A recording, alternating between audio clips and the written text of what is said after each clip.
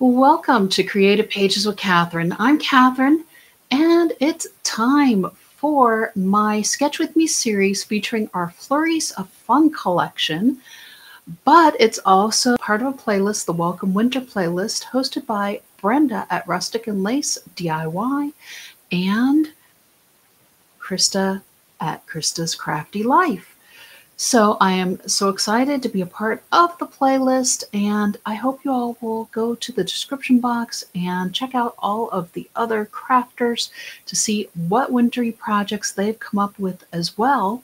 I am Catherine. I'm a Creative Memories advisor, and I am so excited to show you all a scrapbooking layout idea as well as a couple of cards here featuring our all-new Flurries of Fun collection. And I do have the introduction for the collection on my channel, but now let's get to crafting a bit. All right, well, it's been a while since I pulled out my 101 Scrapbooking Ideas and Sketches book, and I thought, if I'm going to be doing the sketch with me still, I might as well go ahead and try to finish up this book and give you all some extra ideas for those of you who have the book. So this is page 96, and we have a really interesting layout. I'm just listed my layers this time because in the center, they kind of have different photo sizes that they recommend. And of course, I'm not so great at following those suggestions, and I'm going to show you all several different ideas that you can use for yours. I also am featuring our brand new Mittens and Flurries Border Maker cartridge. In order to use our Border Maker cartridges, you do need the Border Maker system. This part holds the punch. Just pops in right there. You can see I've been punching with mine. And this part holds our paper. You just pull out the gray tray from underneath that holds the paper while you're punching, and the ridges on the side of the paper holder help you to line up your paper. And as you can see, I've gone ahead and I've done a little bit of punching on my paper just to move things along a little bit. This is a 10 3/4 inch square that I used the striped paper from our Flurries of Fun collection. What I did was I lined it up within the paper holder, and then I took my zero centering ruler, and it winds up at 5 3/8 on either side of the zero in your zero centering ruler. The zero is in the center. And then I wound up punching essentially 4 of the points with where our punch lines up. And you have these extra corners here, and I'm going to show you how we're going to do a little something extra there. And it goes along with, you can see on this sketch here, I'm actually kind of following the sketch. I just didn't use words. I'm using our Mitten and Flurry punch instead to add a little extra decorative piece to our page here. And we're going to fill it in the center with a cranberry square. This is 8 1/2 inches. And then you can see for my base page, I've actually gutted out a 3-inch square. So basically it's 6 inches. It's a 6-inch square, but it's essentially I took 3 inches from each edge here to pull that out of the middle so I can use it for another project. This is the, I think, Stars and Dots page, and it has the chevron on the back side of it. Let's go ahead and start sticking down our layers here. I'll flip this over. I am going to pull out my border mat, and then I'm going to grab my repositionable tape so that way I can make sure to get over my edges here a little bit. And really, we just need to go along the edges because we have our center gutted out on our base page also. So here we go with the repositionable tape over where our punches went with our mittens and these little cute snow bursts that come out from the Border Maker.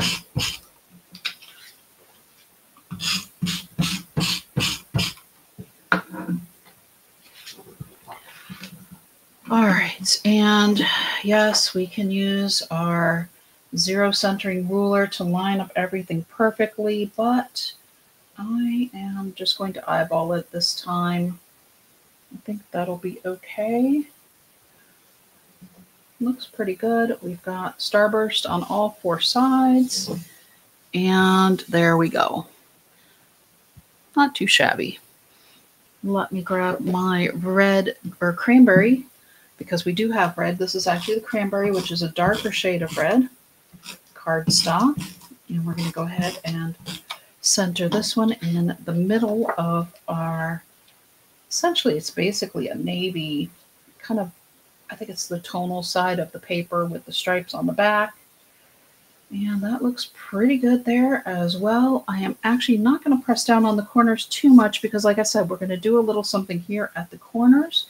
And with that, I pulled out one of my border stickers, as you can see here, in the tray on the side. And what I did was I cut it down. So there's just 3 of these little starbursts from this border sticker. And these are just going to trail out through our corners. Let's see. It's really kind of hard to tell which end I even cut from this, but we're just going to line it up between these 2 corners on this diagonal angle. I need my multi-purpose tool because I'm just a little bit off here. There we go. There, get that lined up going towards the corner. And we're just going to go ahead and do this on all 4 of the corners here. Let's get that one lined up, kind of going through here and angle this one over again. It's hard once you get it dropped to try to lift it up again. Probably should have stuck it to my multi-purpose tool. That actually might be the way to go with these. There you go. I'll just stick it to the multi-purpose tool right away, and then that way I'll know if I have it lined up, I'll be ready for it to go down on the page, because you kind of do want to make sure your angle is correct first. There you go. That did seem much easier. And really, it's hard to tell which end got cut from the way that the designers designed these. Even if my little line is just straight through there, it still is looking pretty good. It doesn't look like I have a flat end, if you will, going through here. Okay, get that off of there and down. Okay, so our page is done. It's hard to believe that was quick. And now I'm going to show you real quick some photo suggestions. I have these 4x4 photo mats that you can put down, or to just, these are showing essentially how 4x4 photos would look like in this 8.5-inch square. So you will have a little bit of red or cranberry showing from around your 4 photos here. And you can even put them so you have that little bit showing in between as well. It's going to be about 1/8 of an inch border around all of your photos here. There you go. That one shifted on me, but that's okay. You get the idea. You can fit 4x4 photos right in the middle. You can also fit some 3x4 or 4x3 photos. So here, we're going to go ahead and hang a couple of these here and show you a couple of the 4x3s with it. So you can't fit, and you could do them all, but I think if you have it more offset, it shows it a little bit better.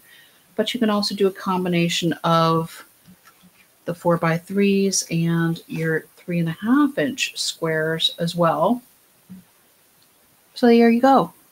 It gives you some ideas, some different sizes, or you can even do, maybe a 6x8 photo as well. So if you have a larger photo and you just want to frame it out like a school picture or something, you can easily do that also.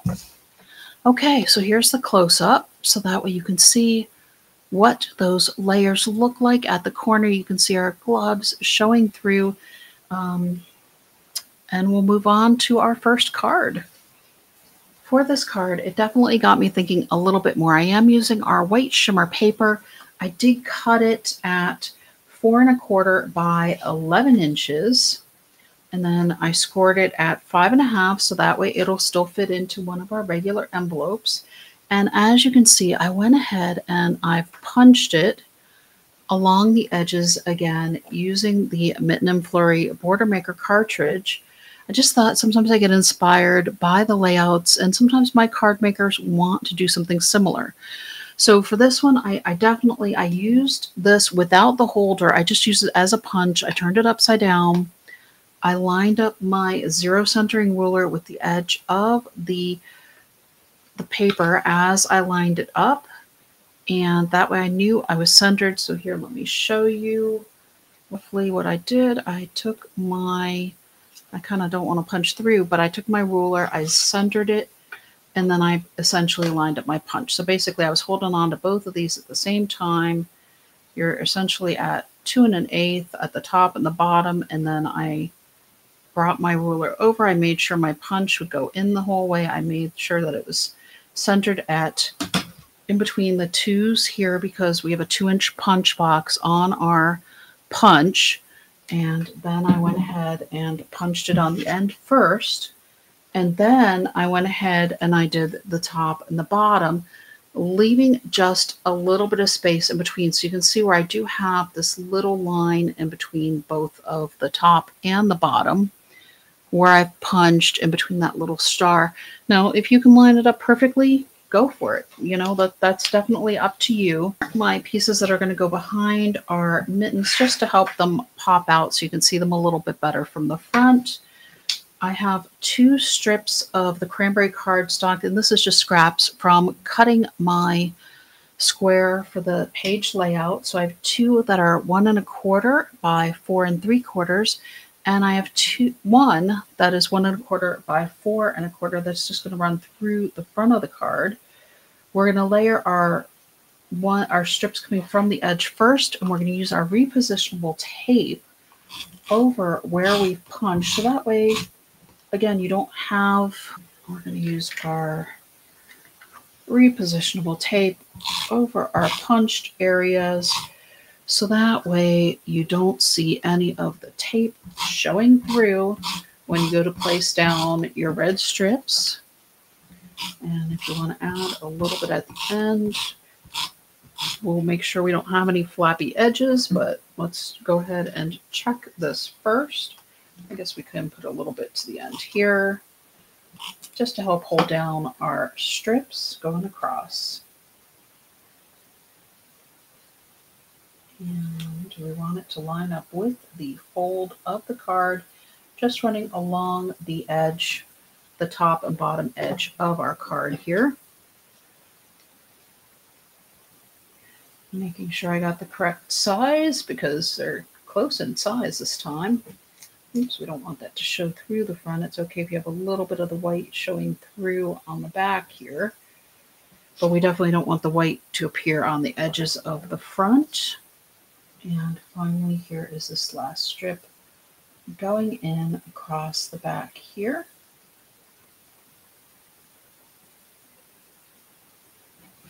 And we're going to need just a little bit under here just to hold down these edges as well. This edge anyways. There we go. It's okay to work on the underside a little bit too, just to double check things, make sure everything is secure. And here we go. How cute is that for the start of our card? We're going to add a few stickers to the front of our card, as well as the inside. We are going to, we're going to find our Keeping Warm scarf. I just thought this was so cute. It went with the red goes with our mittens and our snowflakes and the colors, along with the hat and the mittens here. And we're going to go ahead and pop these up with our foam squares. Took me a minute to figure out where I put my foam squares here. The hat and the mittens here with a couple of these smaller ones.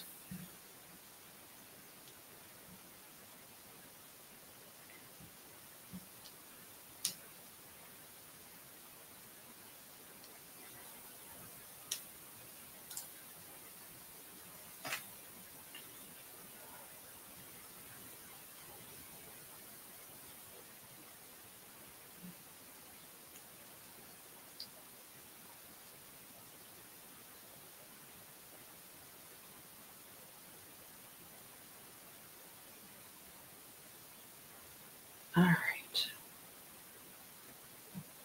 So there we go. We have our mittens, we have our gloves, we have keeping warm, and we're going to put on the inside another sticker as well.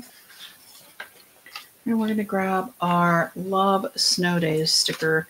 And I just thought, this might be fun just to send a thinking of you card if you have somebody who has kids who are home for those wintry days. But doesn't that just pop nicely? And then you can just still write on your card on this other side any sentiment that you would like to send to a friend.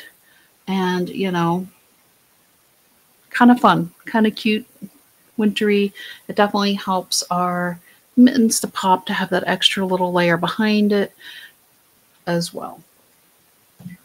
For our second card, I've pulled out one of my blank cards from our blank card kits and my zero centering ruler. I've lined up my card at the 2 1/8 marks. I'm going to go ahead and add a little tape runner to this piece, which is 2 inches by 5.5 inches. This is going to go across through the middle of our card here. So running it right along the 1-inch markings here on my zero centering ruler. And then that can get put away. Then what I've done is I actually collected all of those little mittens and flurries and flourishes that I punched out from both the white shimmer and from the designer paper that we used in our layout and our other card, and I placed them into one of our 4x3 peekaboo pockets.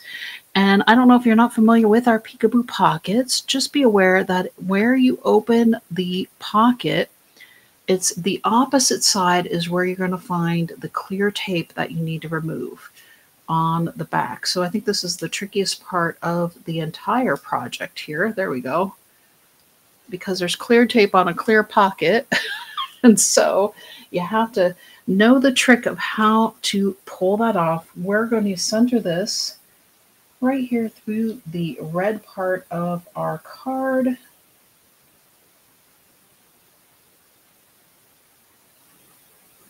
And I'm folding down the sticky part that we just released, if you will. So essentially it's folding, it can fold up this way, it's going to fold down. The sticky part is stuck to the card now. And we're going to add, I had some other scraps. So these are all scraps from making our layout, making our other card. And it's nice to be able to utilize them for a second card. And this is 5.5 by 1 1/4 from that paper that we cut down for our layout as well.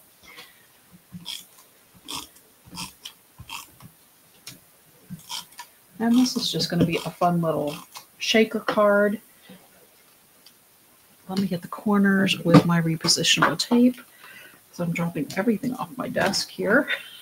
Somehow everything's falling off all of a sudden. I just want to get these corners shored up a little bit so they don't come away when somebody goes to open the card.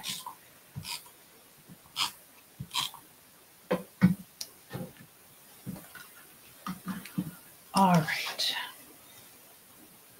And so this stripe is just going to go here right across the top and over our peekaboo pocket. And then this other one is going to go across the bottom. And so you can see here we can just shake up all of our things that are in our peekaboo pocket and move them more towards the middle if you want. And then this other stripe is going to go across the bottom. And you can use the blue side of the paper if that's what you want to use, but I'm okay with this. This is it's going to be a little bit tight for moving around your stuff in your pocket. You can rub the inside with a dryer sheet if you would like. I actually cut my red just a little bit too long, so I'm going to grab a pair of scissors here on the back side and just take off that little bit of excess because that might not fit in my envelope anyways. And that's also one of my pet peeves about designing cards is you want to make sure it fits into the envelope. And the red just is going to add that extra little highlight of what's in our shaker. And finally, I have the rest of our border sticker here that we used on our layout as well. And I thought, this is a nice little touch inside the card. Just to add a little decorative element as well. And this is going to run, I think, just a little bit off the card also. Hang on, let me flip this because I want it at the top of where we'll do our writing. And we're just going to go ahead and grab our multi-purpose scissors. No, our microchip scissors. I'm sorry. We're going to grab our microchip scissors again because they're the ones with the coating on them. And we can just trim our sticker as well and not worry about gooping up our scissors at all. There we go. Let's get this other one off of this side here. And, oops, sticking to the paper more than it is to my scissors. There we go. All right. So this one is just a simple all-purpose card using up some of our scraps just to send a note to somebody that you're thinking about them. It could be a birthday card maybe, and you can write in or add in write on stickers that say happy birthday on there. But just a nice way to use up some of our extra scraps as well. All right, so that's it for this project featuring some of our Flurry of Fun collection, showing off a couple of cards and a lovely layout that would be a great back page to any album. Could be a cover page as well if you want it to be. I thank Krista and Brenda for hosting the playlist again, and I will say until next time.